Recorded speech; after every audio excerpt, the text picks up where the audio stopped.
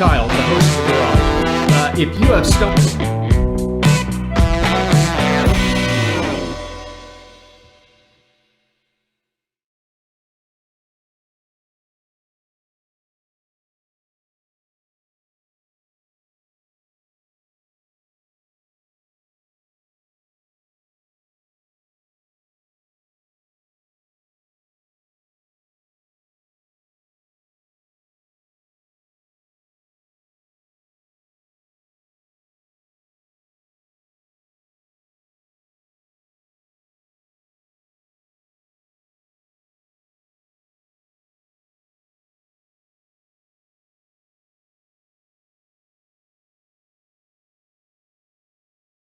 Thank you.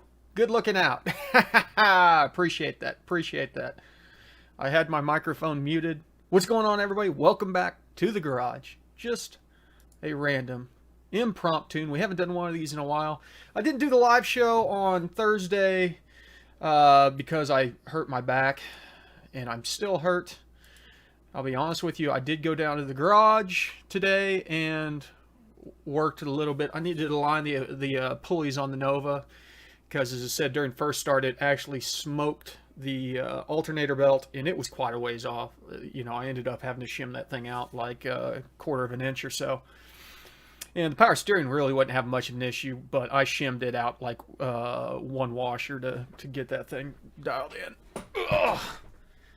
But yeah, my back is killing me. So, what is going on, everybody?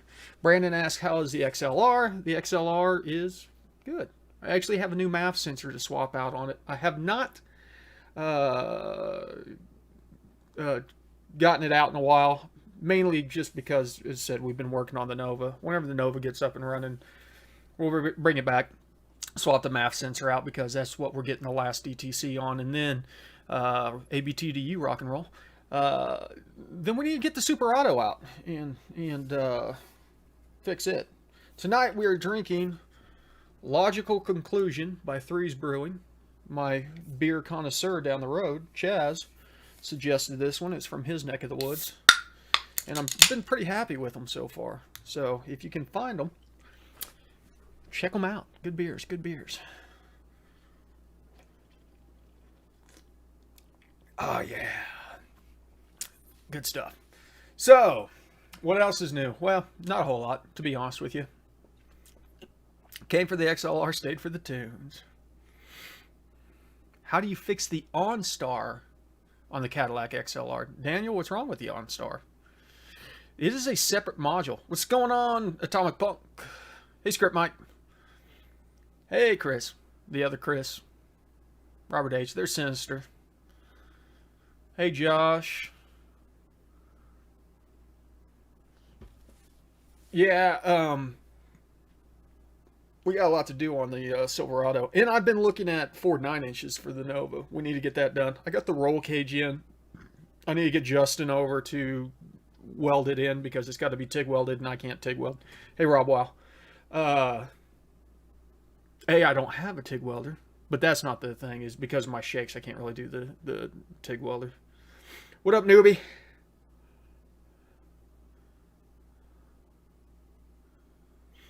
2009 GM went from analog to digital. Ooh, yeah, you might be in trouble. I've not tried the OnStar in the XLR, to be honest with you, Daniel. But that's going to be more of a cell phone issue because, you know, basically those things have a cell phone. There for a while it was Sprint, and then I believe they went over to AT&T. Joe, you're killing me. Have I encountered any issues with the Northstar engine? No, I've not, but I've got one of the later generation Northstar engines. I know the earlier ones had problems. The big thing on Northstars is to make sure that they're up to temp before you romp on them. Watch your videos on torque management and Gen 4 stuff. I did what you said in the video, but I'm seeing people say to be careful in doing that in the 6L80E. Josh, the big thing is the transmission side of it has a different torque management setting on there, and you don't want to really jack with those, because that is what actually the TCM will command the ECM. Hey, I'm getting ready to shift, pull timing and stuff like that. And if you go in there and mess with those and allow the engine to apply too much power during a shift, that's whenever you'll smoke one.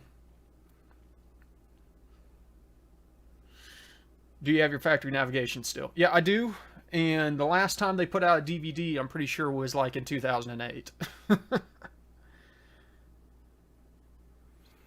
Script Mike, working on my VVE, and I think VVT is messing up. What should I do about VVT? You can flatten it while you're doing VVE, Mike. What would cause my Gen 553 to pull 16 degrees of timing? At what point in time is it pulling 16 degrees of timing, Mark? And on top of it, there is a lot of parameters that you can log based off of timing to see exactly what is affecting the timing. Josh, what's going on, brother? Good to see you again.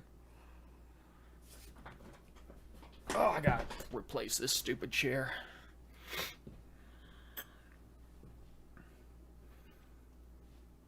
There's so many different things specifically on the Gen 5 platforms that can pull timing that you really just got to log all those parameters and see which one's doing it.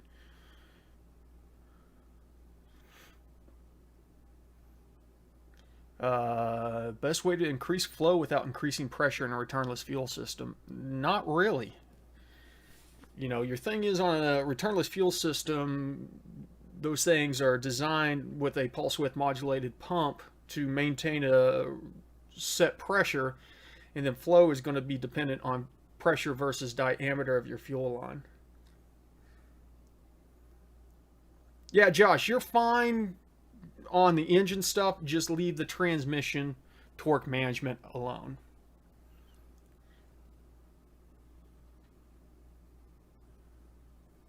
There's a video on YouTube of guys saying that if you go on a Nissan website and get a DVD disc that was for the CTSV, they have more navigation. Could get 2014 navigation. The thing about it is you know, they want to overcharge. So try and find that thing on eBay. It's pulling right as it reaches 3,200 in wide open throttle. Mark, you're going to have to log that, see what's doing the pulling. Was tuning on a Sniper, was wondering about how they have the acceleration enrichment set up. It is TPS percentage versus time, Rich Point. So on all the Holley stuff, basically you have a TPS percent versus time, and the greater the percent in the shorter amount of time, the more enrichment it's going to do. Script mic shouldn't matter, turbo or not. Do you think the Cadillac XLR is going to be a collectible? Yes, just because they're fairly rare. They're never going to be, you know, skyrocketing prices on those things because the parts are too expensive because they don't make them anymore. You know, headlights are $3,000-$4,000, tail lights are $3,000, things like that. XLRVs technically are collectible right now. They're still holding a lot of value.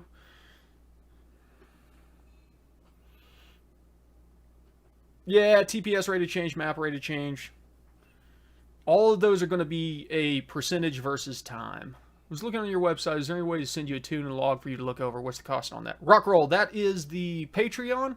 Go to the Patreon link. You know, it's $25 a month, and you get access to email assistance on tunes, logs, things like that.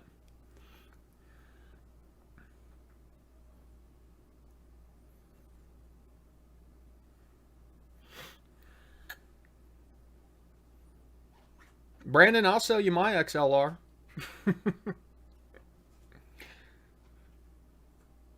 I'm guessing by letter season, you mean leather seats. Pretty decent. Yep, pretty decent. Yeah, an XLR-V with 1,600 miles would probably be worth a pretty penny. Probably get what he paid for it at least. Michael, you have missed a lot of XLR chit-chat for once. Bingo, Rich Point. Yep. And so what you want to look for, Rich Point, is whenever you're logging, like do a log, and you know, even if you have closed loop and fuel correction and all that stuff on, do a log and see if it is whenever the throttle, whenever you accelerate, if you dip lean for a second, then you want to focus in on that. Brandon Neal, you know, I'd probably do about 14 on the XLR. When switching from a 1 bar to a 3 bar on an E38, what's the best way to change the tables? Oh, Kyle, good question. So basically find your peak on the one bar. Your peak row, this is the way I like to do it. Not saying this is the best way to do it. Peak row on the one bar, copy that row, go down to the 2 bar and double it, then go down to the 3 bar and do about, 2.5 there, and then blend up and then tune through it. That should get you kind of in an area where you can start working the RPMs up. What's the max timing you usually set for an LS1 and an F-body Camaro? They can be in the mid-20s, maybe the high 20s. Just have to play with it. You can see 24 to 27 degrees on those.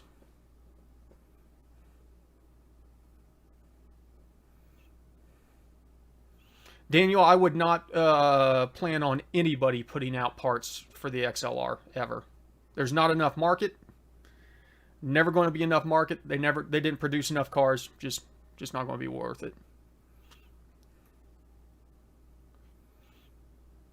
So would stainless steel line under the car be safe running Water-meth from the trunk to under the hood? That's what I do, Michael. I run stainless from the bed of the truck up into the engine bay because I've got the bigger tank in the bed now. What should the 3D VVE chart look like? If you look at it from VVE, you should see it peak out around peak torque for the vehicle and then taper off. So it should look like, everything on these vehicles for the most part are going to follow the torque curve. So if you're looking at the 3D chart, it's hard to talk about what it looks like, but it should go down from 30-40% VVE around idle, and it should peak out around 100 on an actually aspirated, and then you're going to have to go and calculate what it would go above that for a boosted platform based on how many pounds of boost that you're running. Keep in mind 14.7, you would double it, so you should be around 200% at 14.7, etc. But you want a nice dome around peak torque, knowing that it's going to curve off on all sides around peak torque.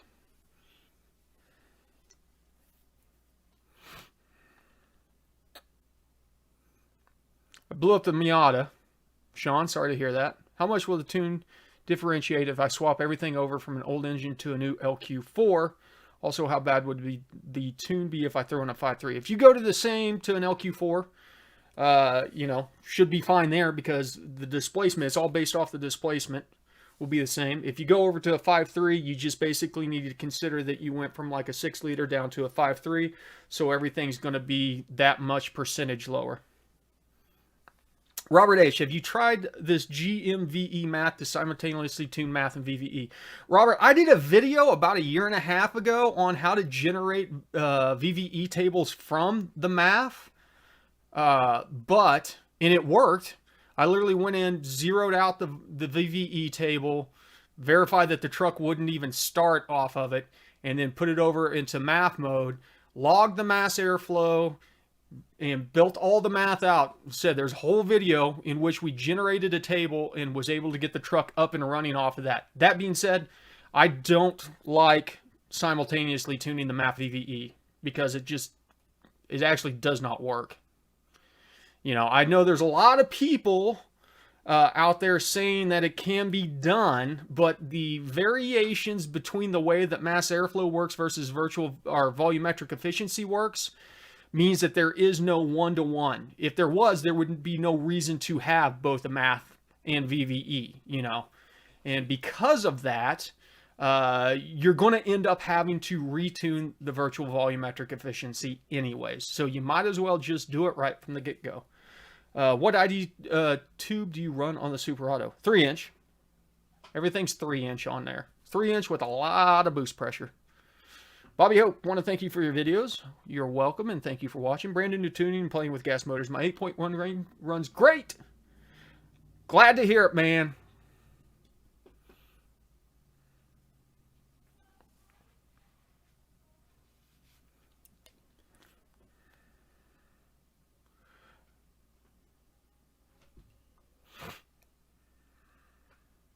No, Robert, and that's the thing is as I said, before any of that stuff rolled out, I did a video specifically on whether or not you could generate a volumetric efficiency table from the math. And theoretically you can. You have to do some math to figure out the error ratio between your math and your volumetric efficiency.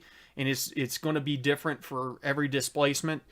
But, you know, at the end of the day, it was more of the idea as if you were doing something very extreme and for some reason you need to create a new VVE table, and it kind of worked for that. But I don't like the idea of it. I prefer focusing on two separate fueling strategies, dialing those two strategies in, and then bringing them back together for dynamic. Why GM get rid of the North Star? You know, Daniel, because they kind of went over to a unified platform on the engines. That's why you're seeing all the LSAs and stuff that were in the CTSVs, and that's the same reason why the actual Blackwing, they ended up getting rid of it, and the new Blackwing is just the LT4 or whatever it is. What's going on, Andy? Good to see you, brother. How is everything down under?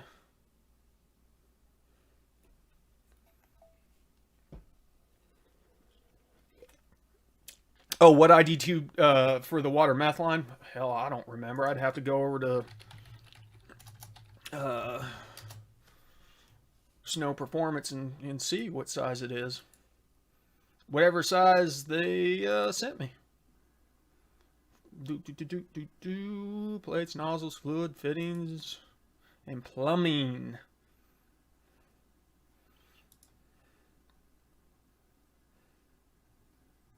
I believe it's 4AN. If I'm not mistaken, there is a slight chance. You know what? I think all the 3AN stuff is the nitrous stuff, but correct. Math first. Honestly, Robert, it doesn't matter. Math, VVE, you can do whatever that you want to. Math is just quicker. So generally I say do the mass airflow first. Snow sent you stainless. Yep, Snow sent me stainless. In fact, and it's way too long for the truck. I like the poly line because you can, you know, zip it up. And I've been meaning, whenever the truck comes back to the garage, we will probably snip that line because there's about 3 foot of it coiled up, jammed underneath the fuse box, I want to say. We'll snip that down and put a AN fitting on there and shorten it up.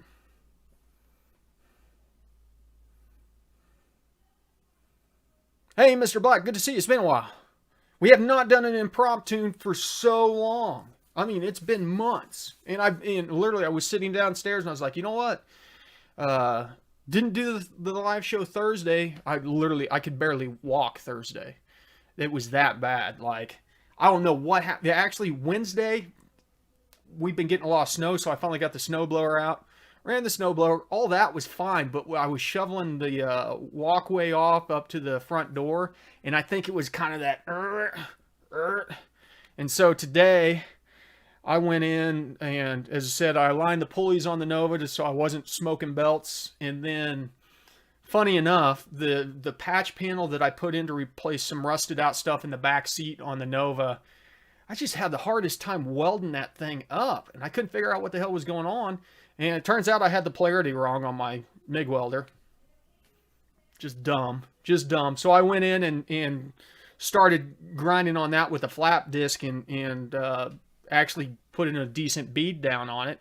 Literally, it was one of those things that was like trying to weld this in. It's like, I know I'm not the best at welding, but I mean, I'm not this bad at welding.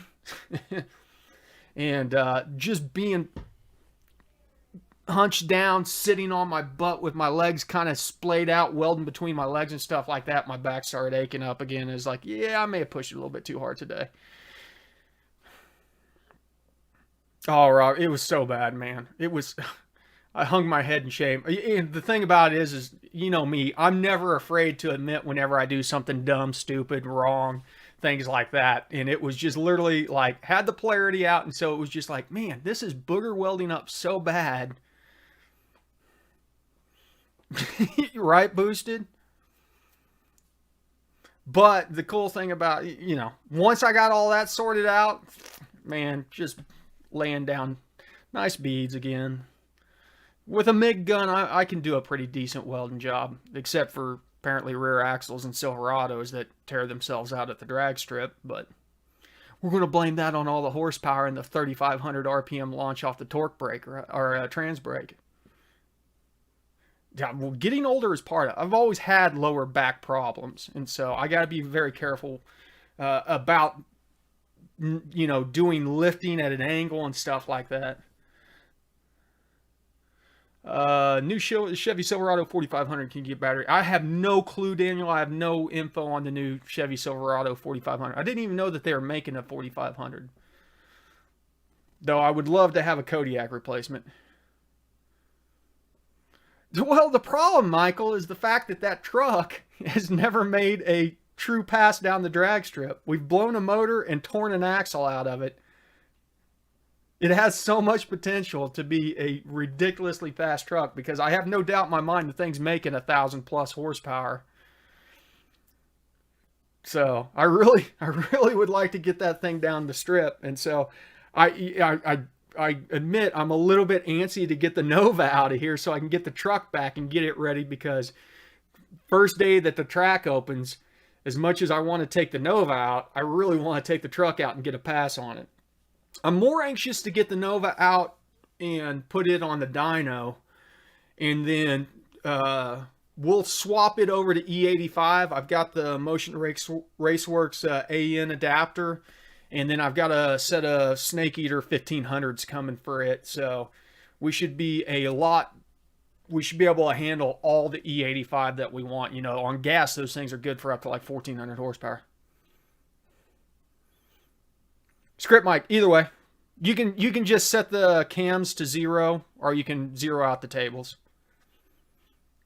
Just be aware it's going to feel a little flat in the mid-range whenever you do that. Don't freak out, though. Everything will be fine. So, I'm excited to do flex fuel on the Nova. But as I said, I would like to put it on the dyno on pump gas, see what it does, and then see what we can pick up with flex fuel on there.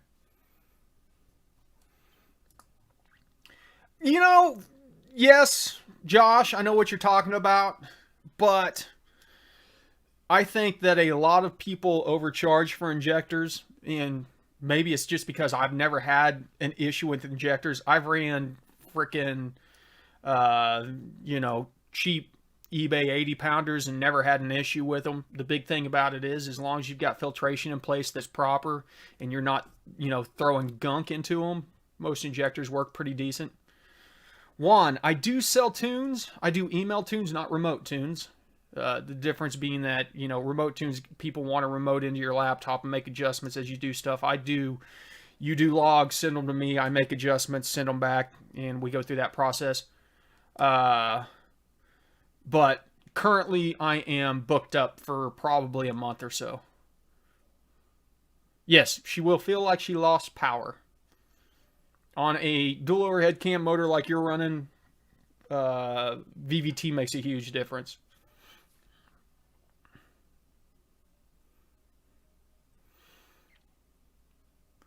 Uncle has a 2016 Silver Colorado with 18,000 miles with a V6. When do I have to replace the timing chain? You got a long ways to go. Probably check the manual, but it's probably 75,000 miles at least.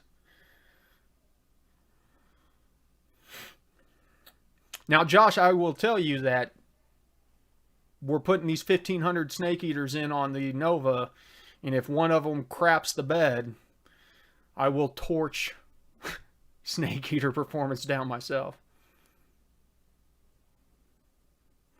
Can you touch on torque converter lockup? When do we want to prevent lockup in first, second, and sometimes third? Basically, there's a couple different schools of thought on this. The big ones are, depending on how many speeds you have, Robert, if you're talking about 6-speed, first, second, and third, you don't necessarily need to ever lock it up. If you're talking about a 3-speed, first and second, you probably don't need to lock it up, and you may not have control over locking it up depending on which ones. But Whenever the converter is unlocked, you're multiplying torque. That is the whole purpose of the torque converter. You know, it's a fluid coupling, so you don't stall the motor out whenever you're on the brakes. The other thing is it actually multiplies torque. The way that the fluid rotates through there, through the impeller and stator, you're actually outputting more torque than the motor's making. That's what's great about automatics, and I don't care what anybody says. I love manuals. I grew up driving manuals, but if you're going to race in a straight line, you need to be doing it with an automatic. So the idea is that you want to lock up whenever you are cruising, steady speed, things like that, because it reduces the heat that the transmission is creating. It's more efficient, things like that. So if you're driving around 60 miles an hour, 70 miles an hour, and you're not racing, yeah, you want it locked up. Mr. Black says he got the Snake Eater 850s. So far, they're great. Awesome. What's going on, Jim? Dude, tell me about it, just out. So many reasons I'm waiting for the snow to melt. How long does it take to replace it? Has no rust. Well, rust won't really be an issue. Timing chain, they're a day. They take about the day. What's going on, DZ? How are you guys doing? What's up, Super Slow? Correct. Michael Ingerly says if you have cruise control, you should be locked up. Cruise control's on, you should be locked up. Perfect. How much for the email tuning? 2008 Silverado cam, somebody base tune about HP tuners. Watch you learn how to tune it myself. I have no idea what I'm doing. Well, Crash 99 for one. Just keep on watching the videos. Give them time to digest. This is not something that you pick up the first time you watch a video and just go out there and do it. You've got to literally marinate in the information. Give it time to, start clicking. And as you get into it, I suggest focusing on mass airflow tuning first. And the connections will start being made. You'll start understanding what's happening as you're making these adjustments and how they affect it and how they correct the tune and things like that. My tunes are 650. But as I said, I am booked up. Yeah, Robert H. 6-speed, I would not lock up in the first 3 years. I would look at locking up. I mean, you can, like if you're cruising around, go in and look at the lockup tables, and whenever you're at a certain speed, below a certain RPM in third or something, whenever you're driving 20 miles an hour through a residential area, you can do it there. But basically, you want that thing unlocked whenever you're accelerating wide open throttle. And that's why you have both a speed table and an RPM table. So look at the RPM table and use that to keep it unlocked. Andrew, let me know whenever you want to swap the wagon to an auto, and I'll get a passport and come down and help you. MAF limit. My TBSS peaked out 86.69, but hertz were still going up. Have I maxed out my MAF? Jim? Yes. Because that one is going to, the thing about it is the pounds per minute, if you max that out, there's nothing that you can do to change that. The hertz max out is where you can go to a bigger diameter. You're probably to the point where you're just going to have to go to a speed density tune. Doing a motor swap in a Honda Pilot. Where are you swapping it to, DZ? Mark H, a.k.a. Mike, 67 and sunny in Arizona. I hate you. Think we're running tomorrow for a bit. Well, wish I was there. Any advice for rebuilding a dry clutch transmission on a 2012 Ford Focus? I want to use a project car, but I feel like the trans is going to go soon. For like that, a 2012 Ford Focus V-Works, just swap it out, man. Then make sure you get one that's within the power range that you're working on. I haven't worked on a transmission or a manual transmission in probably 20 years. Last being whenever I swapped the FD RX-7 from an automatic over to a manual. But historically, every time that I've done clutches on transmissions, the only thing that's ever really bitten me was not getting a clutch that was rated for the horsepower that I was making because I was trying to cheap out.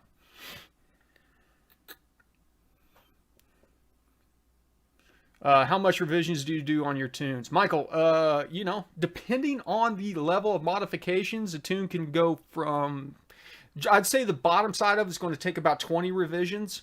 The long side of it, if you take something like the Super Auto into account, infinity. So some vehicles that I tune, they fall in line really easily, even with some crazy mods. Like I've done some LSA swap tunes on some stuff that just are just dialed in perfectly. Just fell in line, you know. And then I've done just, honestly, a lot of times I think what it boils down to is you might get a vehicle that has a couple mechanical, not necessarily issues, but things are just a little bit wonky on the mechanical side that can cause tuning to be an absolute bear. And you've got to kind of walk around with, you know, work around it somehow and figure out what it is. If you can fix it, you can. Sometimes you just can't. You know, you get into knock issues and stuff like that with long tubes. You get into mass airflow sensor issues with cams. It's just, it is what it is. Jim, you may be limited by the ECU on that one. Shoot me a copy of your tune. Let me take a look at it. Shoot it over to Info Goat Rope Garage, and I'll take a look at it. And as I said, you may be maxing out the airflow rating on the ECU. Andy, we're going to come visit you soon as all this stuff settles down. Said I gotta get my passport. You know, I used to be military, so I never had to have a passport to travel overseas because it was always in service to Uncle Sam. But nowadays, I gotta actually get one of those. Ah, gotcha, DZ. Editor says 520. That sounds better. 86 sounds too low. It says, shoot me your tune. Let me look at it. You know what, Daniel? I don't know. I may have the window sticker for the XLR. I'd have to go look in the glove box. Michael, would you give me a hard time about VVT in my Hemi? No, other than even on the Hemis, all the guys, you know, that are in the know that tune Hemis say that VVT is a waste of time, just like on the single cam Chevy motors. Like I've said so many times, and people want to debate me.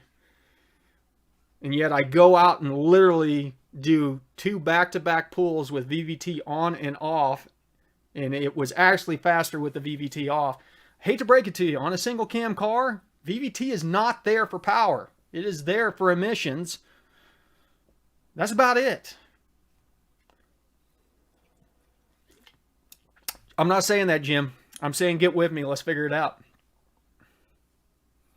Any thoughts on the size of the first column of zones in the VVE table? Smaller or larger is better? Joshua, on that one, you can blow that one out a little bit because, honestly, the way that it is, especially on the 1 bar, is it is in an area that you're almost only under off throttle. So it's kind of worthless. Jim, brother, you know I've got like 600 tunes, 700 tunes. In fact, whatever my laptop died, I transferred, like 5,000 files from the old hard drive over just in my tune folder. So do me a favor and just send it to me. Good question. Super Slow, what kind of math issues have you seen with cams? Cams, whenever they have more aggressive overlap, they tend to cause reversion. And so what happens is at the lower RPMs, the airflow actually will pulse as, you know, everything's doing its thing, is pulling air in, all that stuff. And those pulses will cause the math to wig out. And what you'll see is in the lower hertz of the mass airflow sensor, you will have lean and rich spots right next to each other that you can't ever get rid of. You'll make an adjustment this way and it'll go this way and it'll go this way. And that's why volumetric efficiency works better on really heavy cams, at least up to a certain point. You get up to, 2,000 RPMs, the math is fine after that. But Rich Point, I was stationed at Elmendorf in Alaska, Air Force. And then I did time in South Korea and in Iraq.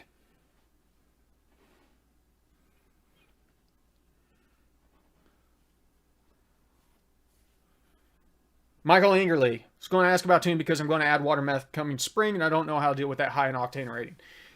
Michael, the way that you do water methanol tuning is that you set the water and methanol injection and forget it. Set it, boost reference, come on at 3 psi, hit 100% by whatever it is. If you're running, say, 12 psi, 100% by maybe 9 psi, you set that and you never touch it again, and then you go out and tune, your mass airflow and volumetric efficiency. Treat it like auxiliary fueling. I do not envy you. I liked Alaska, but I'm not an outdoorsy kind of person. So I enjoyed the snowboarding just out. Bobby, no problem. No. I was an aircraft electrician, and it just all kind of tumbled into what I do nowadays. And in fact, when I was in Anchorage, that's whenever I turbocharged my first naturally aspirated motor. It was a 99 Subaru RS, right? The little two-door GC8 before they came out with the WRXs. The coupe. I love that car. That's one car that I wish I still had. Got a 73 Nova 04 1500 Chevy and a Dodge 13. Brother, you are busy, DZ.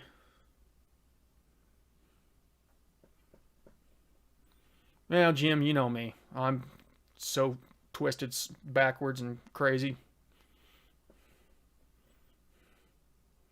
Well, Michael, then you'll want to set it up probably off of RPM then. Which kit are you looking at, Michael? What do you have for a 99.57 big cam ported heads, all else stock? I need in-gear tune on MAF only. AFR though.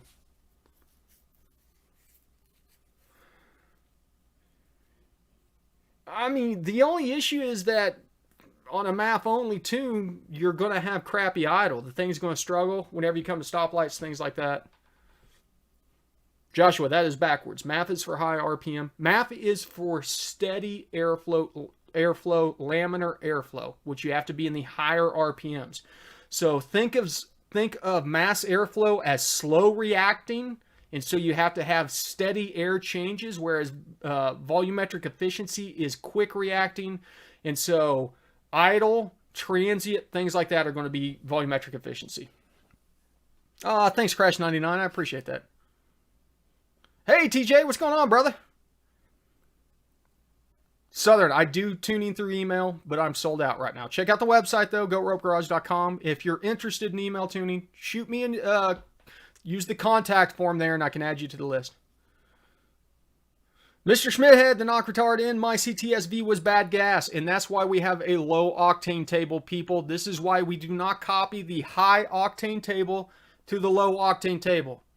You can copy the high octane table to the low octane table, then take 6 degrees out of it so you have some buffer for the knock to actually lower the timing so you don't damage something.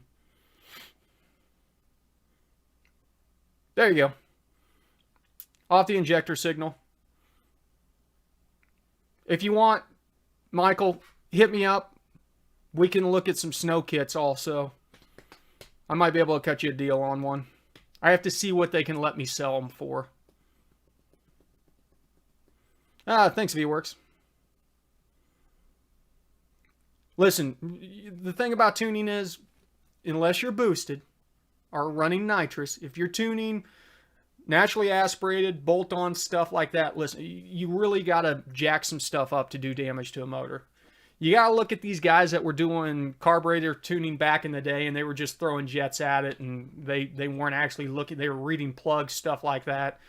These guys did some stupid stuff. You really don't burn things up. Like, you've got to do some really crazy stuff on naturally aspirated motor in order to toast it. Now, boost, yes. That changes everything. You've got to be very careful. You've got to take your time. You have to work up in increments. You've got to get up to the point where you're in higher RPMs without getting into boost if possible. If you're on a turbo or, even in like a centrifugal or something. If you're on a roots, chop it up even to smaller RPMs, and then you got to work your way into boost. Min-spark table. Mike, the only time that I've had to change that table is whenever I was having timing pulled because of the auxiliary fueling that I had set up on the Super Auto. And that's because it really cut the cylinder air mass calculation down because that's based off of air mass, and we were ruining all the air mass calculations. Other than that, you know, I don't know that you necessarily need to mess with that. Have you ever seen an air filter cause idle issues in a cammed engine? No. I mean, an air filter, you know, could be a restriction, but most likely if it's idle issues in a cammed engine, it's the volumetric efficiency table needs to be smoothed out. Southern Entertainment bought a Holley Terminator after watching your videos. Pretty big fan.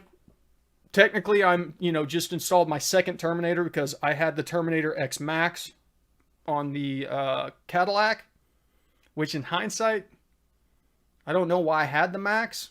I never used the transmission. Oh, drive-by-wire. That's what it was. Now on the Nova, we just got the Terminator X. Interestingly enough, though, NHRA has not approved the Terminator for... help me out, people. What's the class? Oh, I'm drawing a blank right now.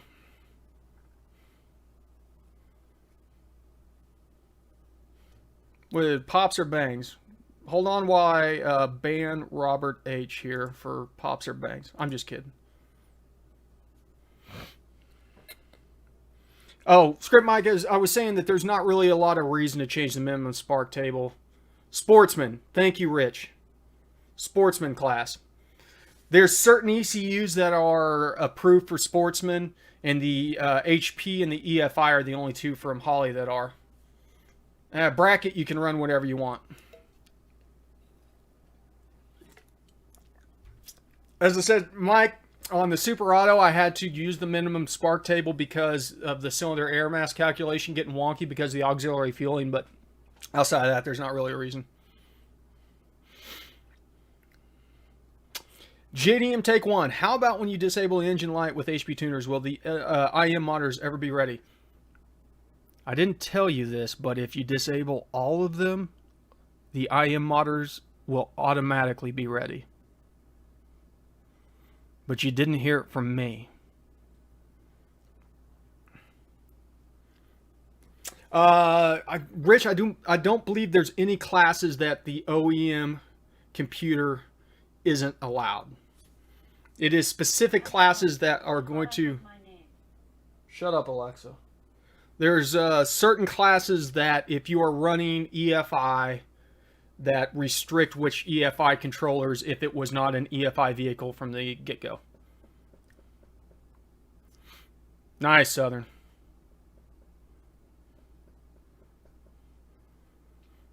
You know, I can look at Holley tunes, but, you know, that thing tunes itself. If it's set up right for the most part. Except I need to figure out what's going on with my giant VE table. Are you using, Southern, are you using any of the controls like nitrous control or anything like that? I'm guessing you're probably using the two-step, using staging. I guess that's one of the other benefits to the HP and the Dominators. They have time-based traction control for drag racing. But that may be another thing that I'm not sure is allowed in certain classes. I don't know if you guys have ever opened up the NHRA rulebook, but it is just a slog to try to read.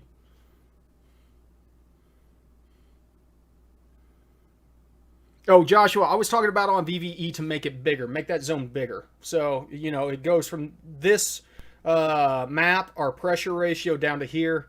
You could probably bring it down to almost twice its size.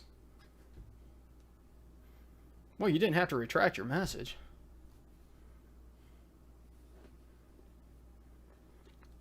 You know, I ran the nitrous setup on the Cadillac because I installed a dry kit and I ran the Holley,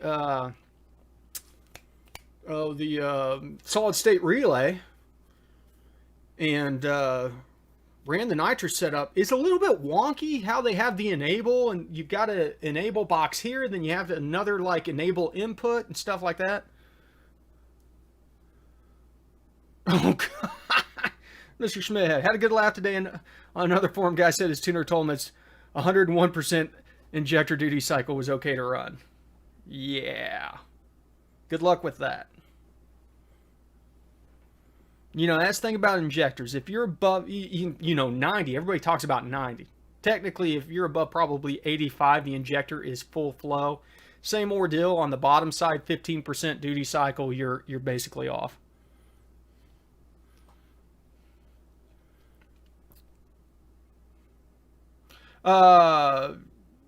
You have the Zex kit, but you're running you're running your relay off of. Are you running Progressive Southern?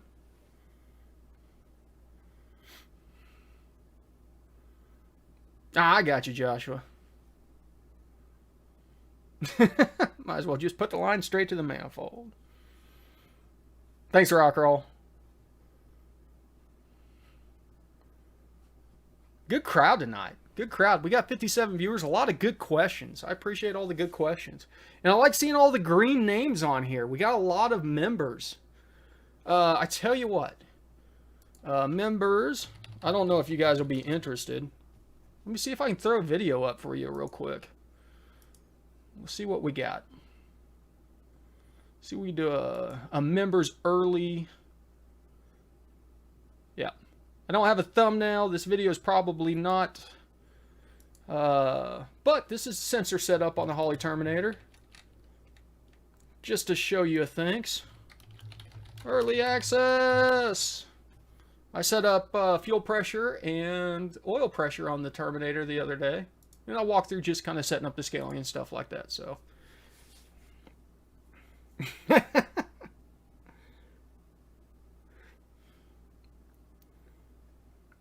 Southern, you know, I'm pretty happy with that solid state relay that Holley has. Let's see here. Let's see if I can find the one. But other people make them. Oh, there it was. I think I saw it. Let me drag it over to the tune window here and this one. It's right here. 95 bucks is not bad. But for Progressive, this thing works pretty good. And the cool thing about it is you know, it's really fast reacting. So it's the 554-111 and holler at me if you're having issues with your Progressive Nitro setup. I can try and help you out.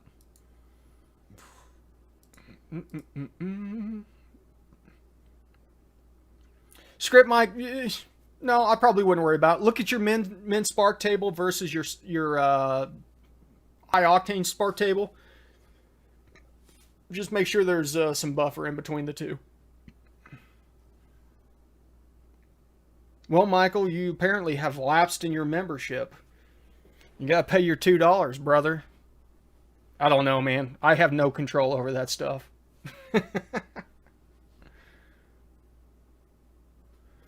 Southern, hit me up through the website, goatropegarage.com. Would the minimum spark table prevent the loss of power on shifts with a 6L45? Yes, Robert H., it would. But you would probably be better off looking into the torque management on the transmission. It costs $2. I ain't giving away $2 for you to be a member. Come on now. You guys apparently have not priced out big block Chevy parts lately to realize how broke I am. See you, Jim. Have a good one, brother. Oh, no. Yeah. This is the YouTube membership. Everybody with green names on here is a YouTube member, and it's... Brandon, welcome to the membership. Yeah, it's $2 a month. And I try to be better about posting member videos. And so, like, the patrons and YouTube members both got the quick first start video of the Nova the other day before I actually put up the YouTube video. Things like that. Whoa! 694 on all motor with your car. What kind of motor are you rocking that you're running a 694 in? You know, Schmidhead. Seriously, though. Southern, what is your car setup? Tell me everything. 694, all motor. You are not messing around, brother.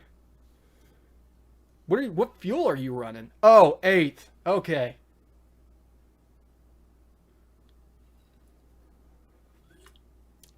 I thought you're saying you ran a quarter mile 694. I mean, not that it can't be done by any means, but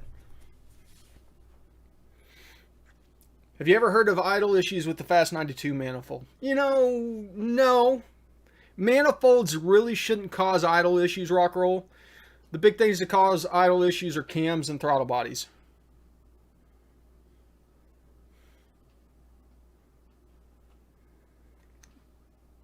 Crank rod piston for my 8.1 to make 540, 8.8. Yeah, brother, those motors are so expensive. Parts, literally, DZ, I had somebody offer to give me an 8.1 for free, and I turned it down after looking up parts. Air leaks, yeah, air leaks will do it, but it'll also be, you know, just high idle. Good indication of that.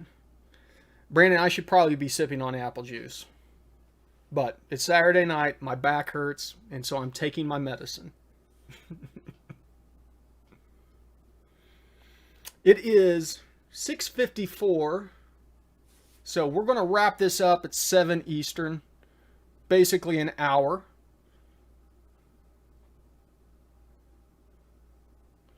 Hey, Mr. Black, check different colors. Because different colors may have different sizes on the sweatshirt.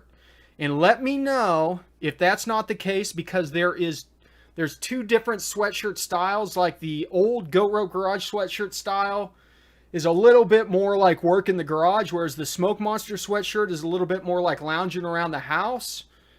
And let me know, and I can set up one on the other side. And it might be, you know, like $2 cheaper for that one.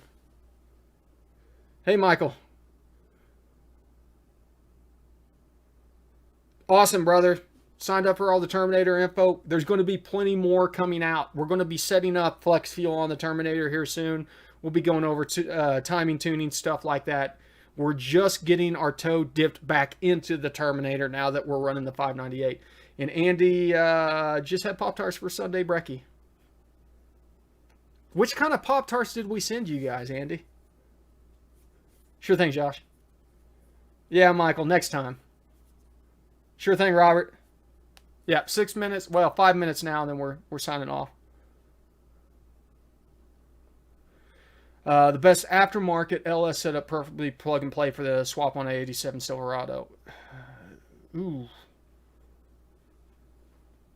Bruce, I can't answer that for you. Man, Schmidhead, I used to drink a lot of Blue Moons. On an 87 plug and play for the motor, nothing else is going to be plug and play because that's basically mechanical, right? You could look at running the LS, the factory harness, Bruce, factory ECM. It's going to be a little overpopulated, a lot of crap that you don't need on there, but honestly, I would look at a Terminator with the LS harness based off the motor that you have, if it's a 24X or a 58X, and if it's got, you know, EV1 or EV6 injectors, things like that.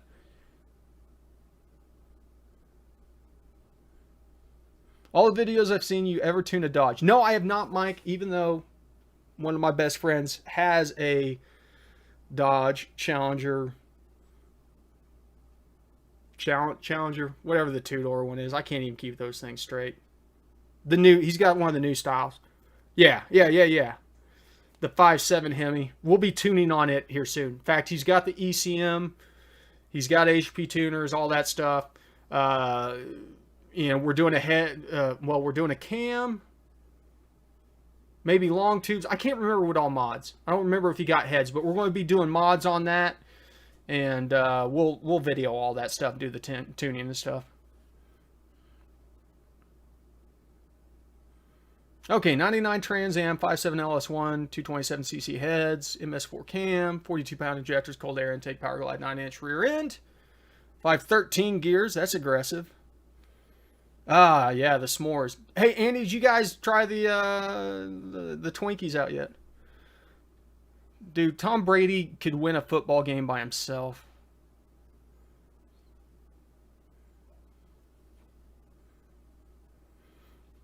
Yeah, as I said, I got 1500cc injectors on the way. I've got a single 450, which should be enough to feed our fuel. We'll look at fuel pressure though, and we'll talk about how fuel pressure relates to fuel demand and all that stuff.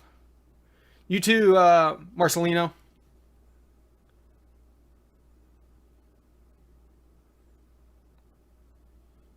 Yeah. Seriously, yeah, literally. That old guy that took a garbage team straight to the Super Bowl.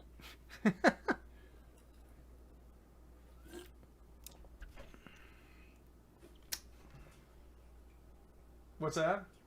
Oh, I'm wrapping up now. Okay. You want to come in here and say hi? Oh, we got dogs in Mrs. Garage, who's offering to bring me a beer. Best wife ever. Yes. Okay, listen everybody. It is 6:59. We are rocking it and rolling it. You guys know the drill. ABT, always be tuning.